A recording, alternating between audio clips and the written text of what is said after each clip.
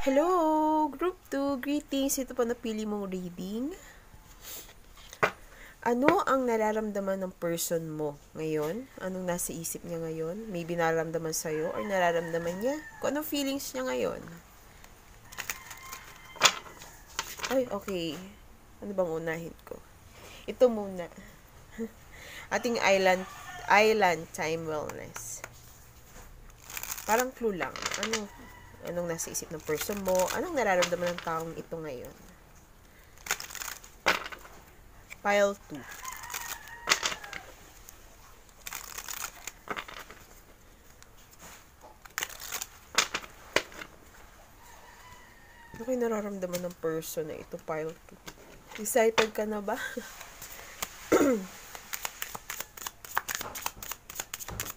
Ay, lambat. Wedding rings. Yung kanina sa pile 1, engagement. Yung wedding rings. Yun, wedding, married. Maybe itong person mo, married person. Gusto niya ng commitment. Kung halimbawa kayo na, tingin niya sa'yo is may connection kayo sa isa't isa. Mahal ka niya. Ikaw yung gusto niya makasama sa habang buhay. Or maaring asawa mo to. Boyfriend mo. Oh, ikaw nang malam. Wedding rings.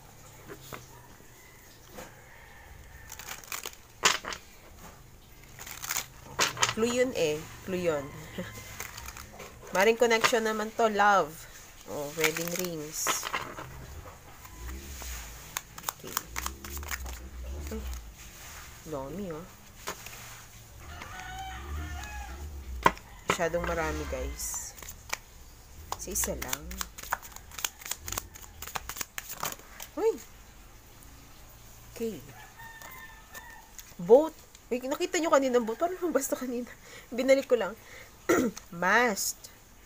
Okay, na showing true feelings. Pinoprotektahan niya siguro sarili niya, pile 2.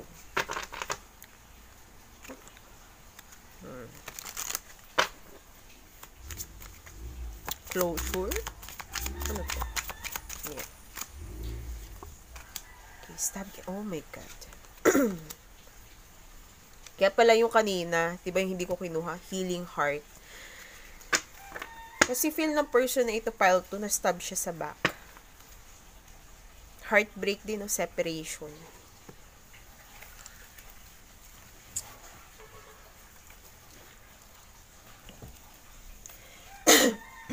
O maaring ikaw yung nakakaramdam ng ganito, na niloko ka.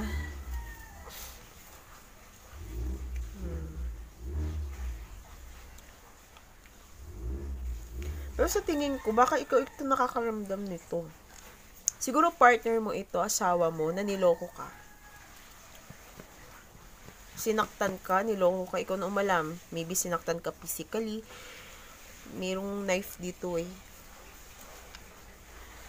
Maring nasa isang codependent relationship kayong dalawa or may addiction itong person na ito, itong person mo. Nararamdaman niya sa'yo ngayon or naisip niya. Naisip niya sa'yo, pile 2, is naghahanap ito ng closure. Ba't siya naghahanap siya ng closure, tas ikaw naman yung sinaktan niya.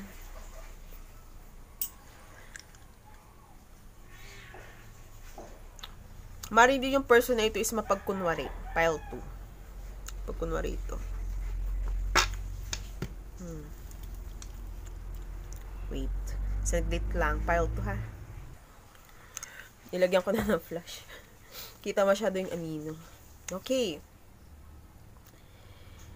Nagmamast.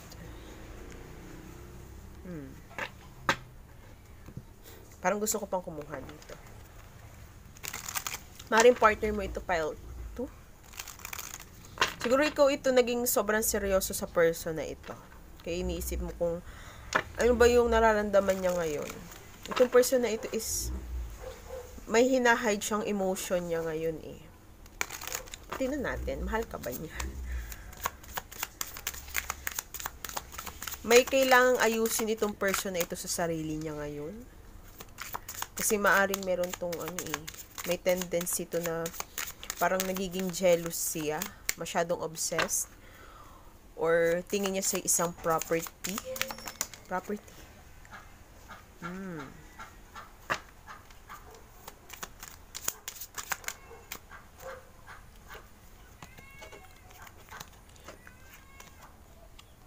Kunin ko ba? Sige, kunin ko na din. Nagano kayo eh. Maaring naghiwalay kayo ng person na ito. Iba sa inyo siguro twin flame. Namimiss ka ng person na ito, pile 2. Nakikita niyang gumaganda ka. Alam mo na yung worth mo. Pinapahalagahan mo na dito pile 2 yung sarili mo ngayon eh. Kasi dati parang parang hinahabol-habol mo tong person na ito kasi mahal na mahal mo to. Kaso ayun, niloko ka. Yung iba sa inyo dito, naiisip niya nakikipag-date ka sa iba. May nakikilala ka ng ibang tao. May iba ka nang nakaka-date. And may pagkupossessive tong person na ito. Naalala ka pa din? Tinitingnan niya mga pictures mo. Yung mga post mo, sino yung nakakasama mo. Gusto ka nitong tawagan, gusto nitong bumalik. Ikaw na bahala pa ito kung tatanggapin mo ito. Kasi meron to ugali na nanggagaslight ito eh.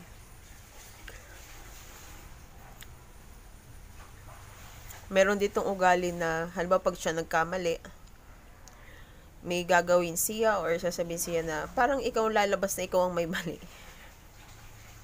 Pero may kamalian siya. Pero tingin niya sa'yo is maaring twin flame or maaaring twin flame ang naging tingin mo sa kanya na baka twin flame mo siya kasi sobra yung bond or yung pagmamahal na naramdaman mo sa person na ito.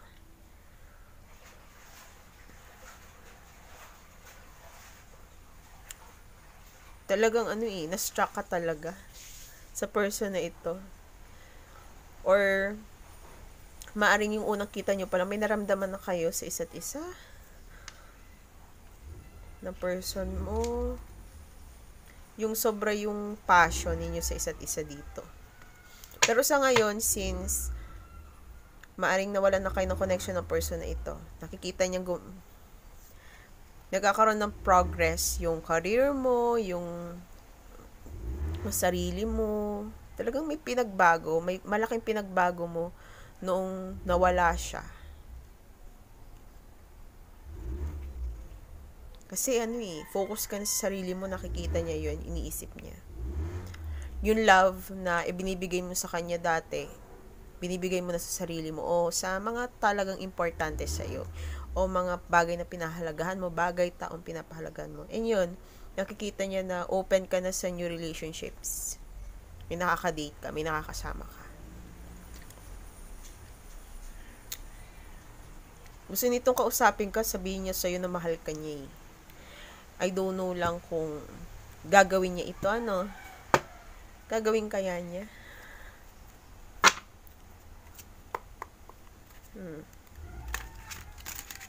Anong iniisip niya? Pero tingnan natin kung gagawin niya yun. Pero kung gagawin ba niya yun, pile 2, tatanggapin mo pa ba siya? Kahit na may ginawa siya sa'yo noon,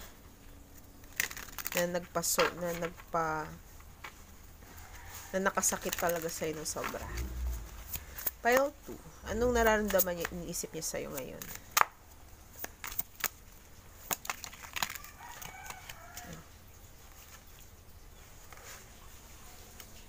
King of Cups.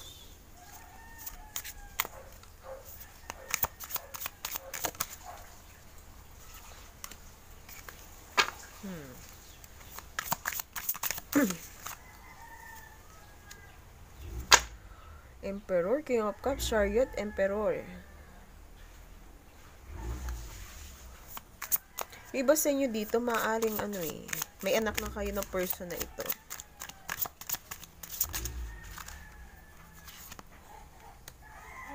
Ay!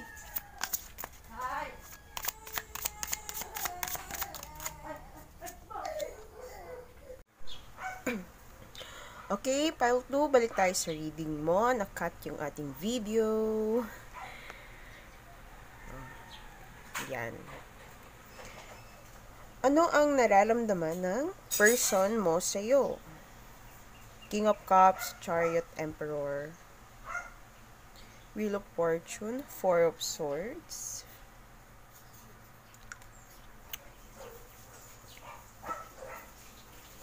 iniisip ng person mo or nararamdaman niya na meant to be kayong dalawa.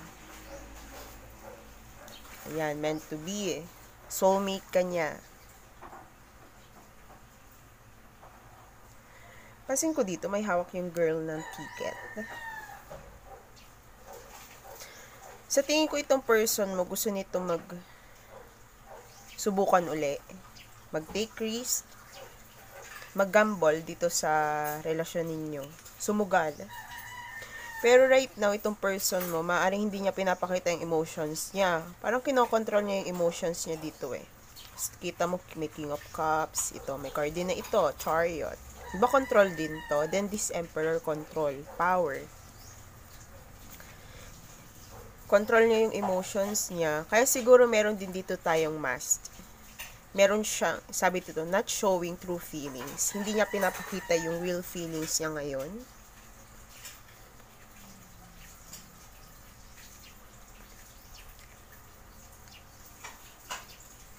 Siguro si person mo, maaari mag-travel. Yan, travel. O kaya gusto niya magkaroon ng swift action sa'yo. Yan. Kasi di ba mabilis to eh, roller coaster to. O maaari ding, itong sa person mo, yung kanyang emotion, parang roller coaster. Taas baba. Mabilis magalit. Tapos mamaya mahinahon na. Speed kasi to eh.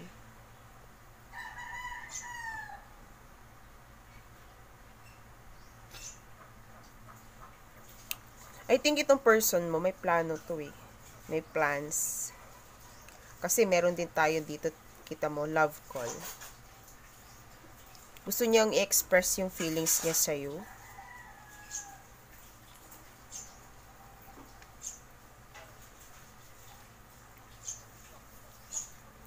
Itong person mo, maring Aries to or fire sign, or meron ding water sign. Parang ito yata ay Cancer, Chariot.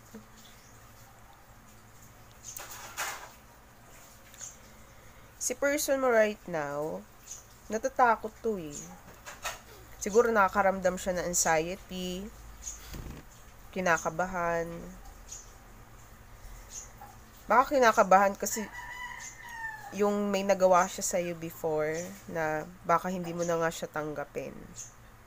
Pero nagpaplano to. Maring nagpaplano siya. Maring tumawag siya makipagkita sa'yo sa future. Ikaw nang bahala kung tatanggapin mo person na ito. Siguro kung hindi naman ganoon yung kalaki yung kasalanan niya sa'yo. Pero kung sinaktan ka, pero nasa iyo pa rin yung decision.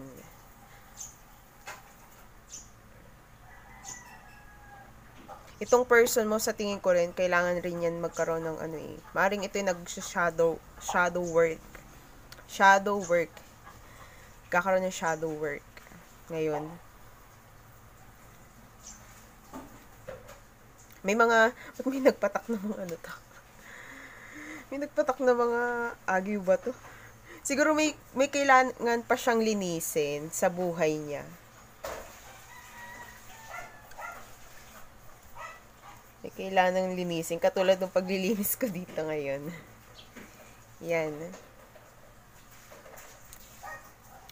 Si person mo rin, siguro ma-pride to.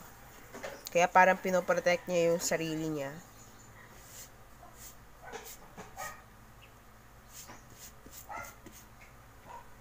Baka bihira sa kanila yung tumanggap ng pagkakamali. Pero tingin niya talaga sa'yo isang soulmate or twin flame. And para kayo sa isa't isa. May dahilan.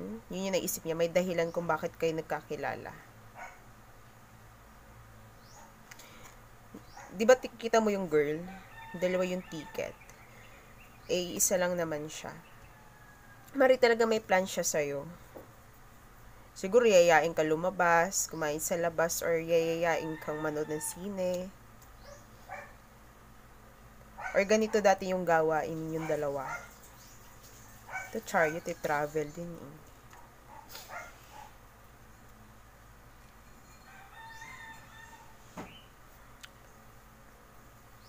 Sa tingin ko naman, determined naman tong person na ito kung babalik to sa'yo.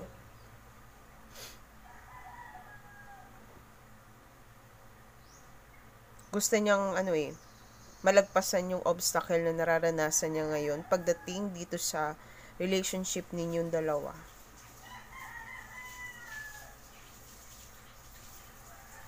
Basta ang alam ko dito, kontrolado niya ngayon yung emotions niya. Nag-iisip-isip ito eh. Paano ba siya lalapit sa'yo?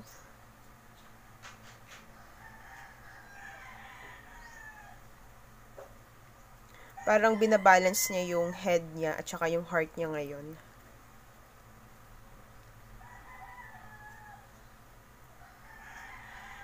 Okay, kuha pa tayo.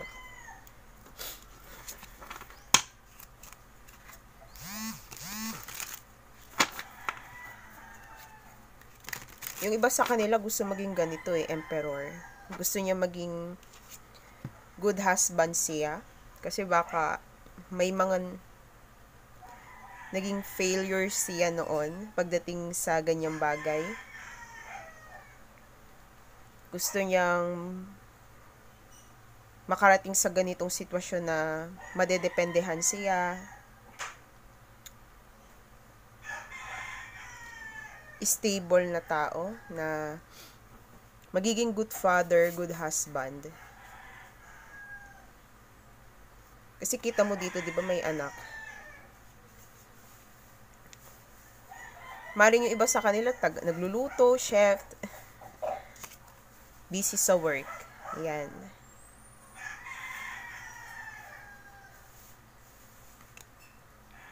Yung iba naman sa inyo, iniisip niya na, halimbawa kung may anak na kayo, dependable ka, mapababae or mapalalaki, kahit anong busy mo sa work, nagkakaroon ka ng time para sa kids nyo. Yun yung iniisip niya sa'yo. And, iniisip niya sa'yo na napaka-ambitious person mo. Mataas yung ambition mo.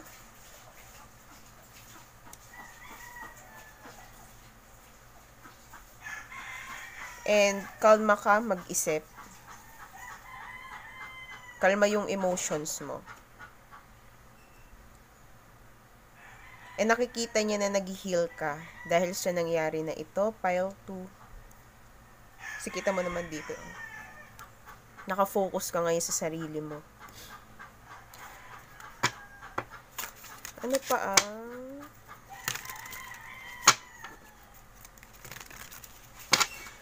iniisip ni person or nararamdaman kay pile 2?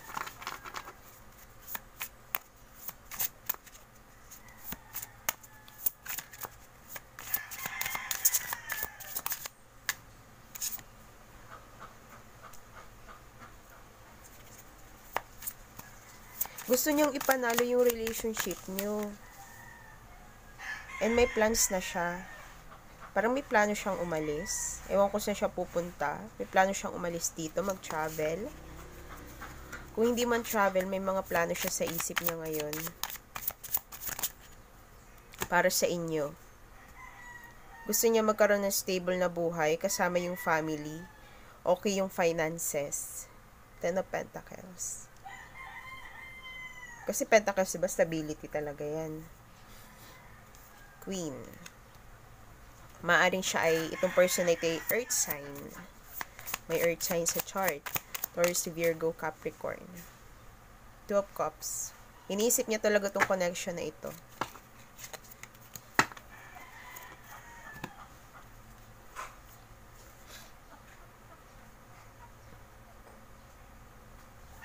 Kasama kasi sa plans niya ngayon yung stable na pumumuhay. And maaaring nakikita niya rin to sa'yo na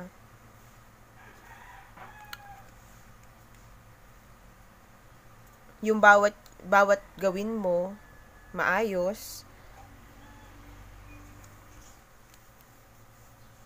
nare-recognize ka sa public, yung iba sa inyo dito, kinikilala ka, o maaaring siya yun, marami nakakilala sa kanya sa public.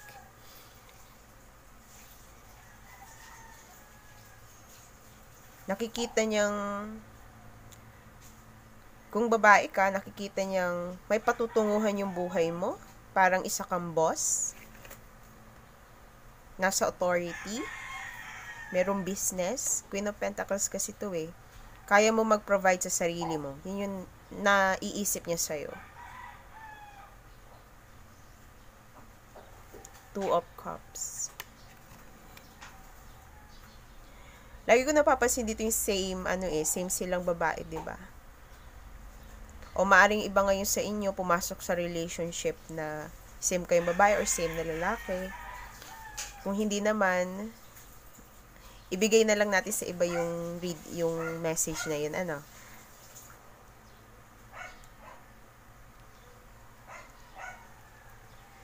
Nakikita niyang bumubuo ka ng connection sa ibang people, maybe sa friends mo, sa mga kakilala mo. Marami kang nakikilalang tao, kinikilala ka, hinahangaan ka.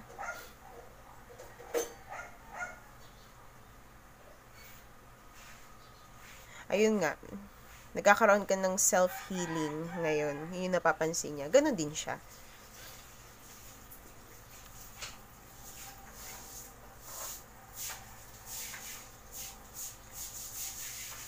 Parang naiisip ko dito, sa nararamdaman ko dito, nagkakaroon siya ng mga maybe imagination or dreams na masaya kayo magkasama.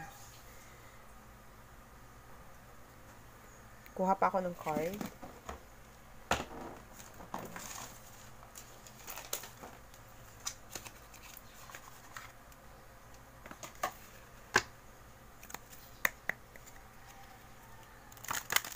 Anong nararamdaman sa'yo or naisip sa'yo ng person mo? Pile 2. Magaling ko muna kaya.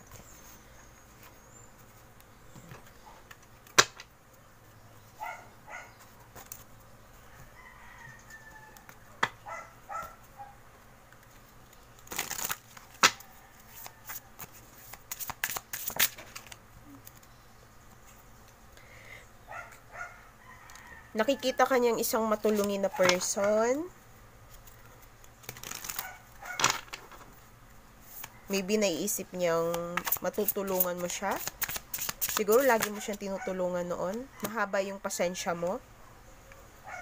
Mapagbigay ka na tao. Kahit sa relationship nyo, dalawa. Okay. Nahulog. Indecision. Maring ito yung nararamdaman niya ngayon. Hindi siya undecided pa siya kung magbabalik siya sa'yo kung naghiwalay kayong dalawa ng person mo.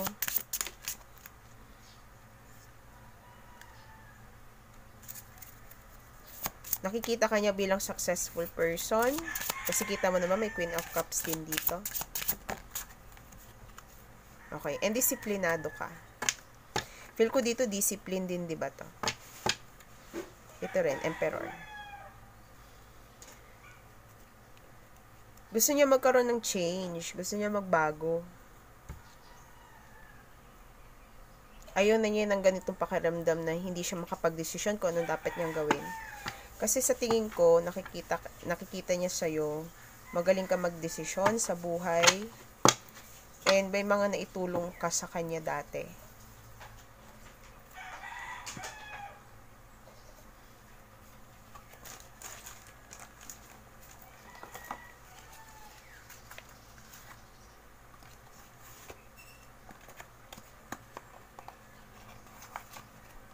Parang gusto kong bumunot kay Panta Oracle.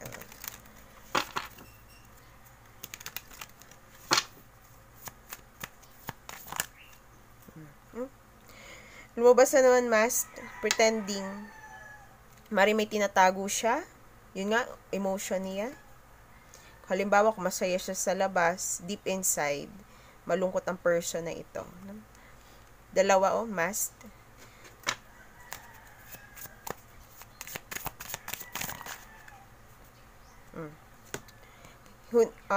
Pinagpipray niya na magkaayos kayo. Parang pinagpipray niya na sana hindi niya nagawa yung dati. May hope pa rin siya dito sa relationship na meron kayo. May mga wishes kasi siya na gustong matupad pagdating dito sa inyong dalawa.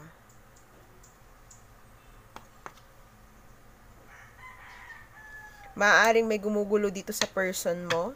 Pero grabe, disturbance, irritation. Maybe irritable siya before, or may gumagawa sa kanya. For some of you, may gumagawa dito sa person mo. Kung naniniwala ka sa mga magic. Yan. Maaaring may gumagawa sa kanya para maguluhan yung isipan niya. Maaari din namang hinahan siya ng past na nagawa niya. Maybe past mistakes. Dala-dala niya yung burden na yun sa likod niya. Yung nagawa niyang, kasi kung may babaeng sugatan, nasaktan, ikaw nang umalam. May stab kasi dito knife. Maring may nangyari talagang sakitan. Dala-dala niyo yun ng person na yun. Nasa likuran lang niya. Oh.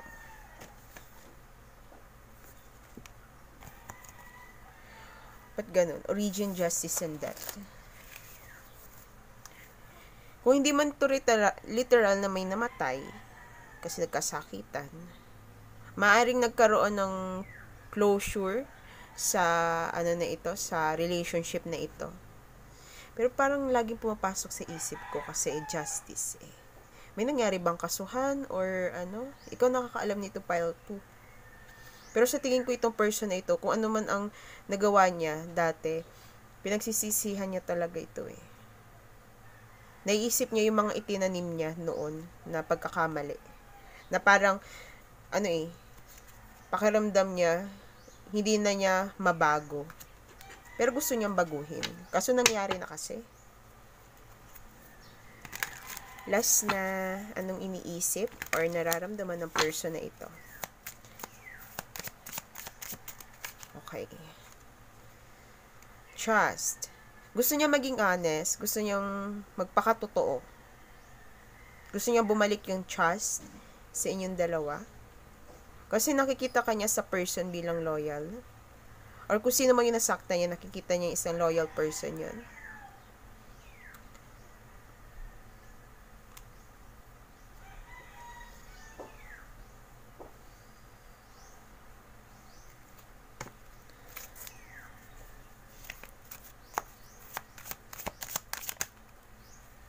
Nag-i-strategize tong person na ito. Nagpaplano. Nagiging maingat sa mga galaw niya. And ang nasa isip niya ngayon is, paplanuhin niya ng maayos ang lahat para sa sitwasyon na ito o sa relasyon na ito. Kung i-apply nyo na lang sa sarili nyo, sa situation nyo, may pinaplano siyang maayos. Paano siya mananalo? Sa sitwasyon na ito, sa relasyon na ito, yan. Maari nga talaga may family to Family mo, may family kayo, may anak. Husband and wife. Okay, thank you so much, Group 2, Pile 2, sa yung pakikinig sa yung reading. Thank you and God bless!